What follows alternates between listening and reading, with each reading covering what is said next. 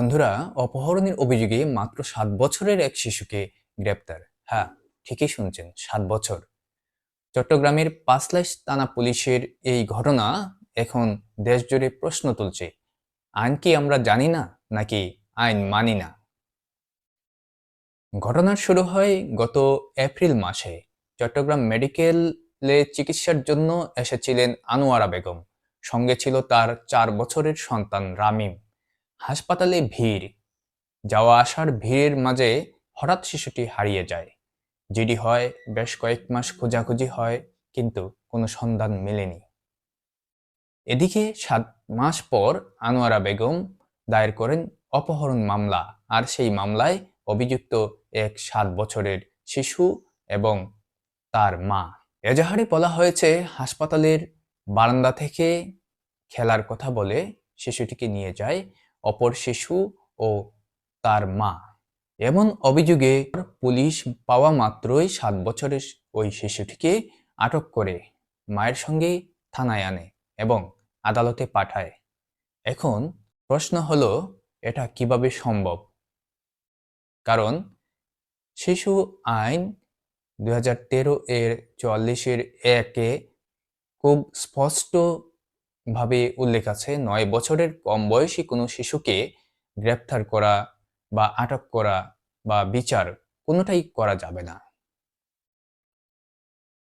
আইন বলে 9 বছরের নিচে কোনো শিশুর কাজকে অপরাধ হিসেবেই ধরা যাবে না। তাকে অপরাধী বানানো তো দূরের কথা, গ্রেপ্তার, রিমান্ড, এমনকি শিশু উন্নয়ন কেন্দ্রেও পাঠানোর কোনো আইনগত ভিত্তি নেই। তবু কি হলো?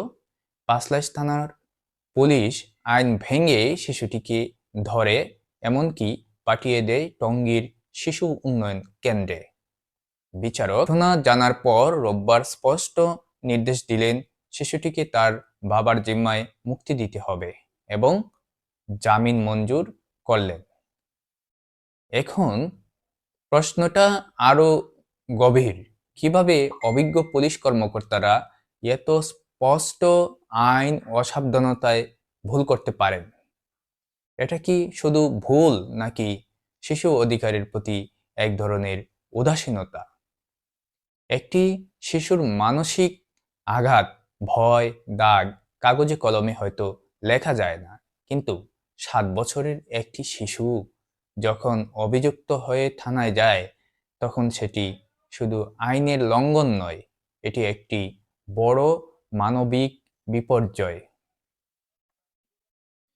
চট্টগ্রাম মেট্রোপলিটন পুলিশ বলছে, বিষয়টি তদন্ত করে ব্যবস্থা নেওয়া হবে। কিন্তু প্রশ্ন রয়ে যায়, ব্যবস্থা নেওয়া হবে কার বিরুদ্ধে? আইন অমান্য করা থানা পুলিশের, নাকি যে সিস্টেম শিশুদের অধিকার রক্ষার দায়িত্ব দেখেও বারবার ব্যর্থ হচ্ছে? ঘটনা ছোট হলেও এর প্রভাব খুবই বড়। কারণ আজ যে শিশুটি ভয়ে কেঁদেছে, আগামীকাল সেই ভয় আমাদের পুরো সমাজকে প্রশ্ন করবে। বন্ধুরা, এতক্ষণ আপনাদের সঙ্গে ছিলাম আমি, ইকবাল হাসান ফরিদ। পরিশেষে বলবো, খবরের নতুন আপডেট পেতে আপনারা আমার পেজ ও চ্যানেলটি সাবস্ক্রাইব করবেন। সবাই ভালো থাকবেন, শুভকামনা সবার জন্য।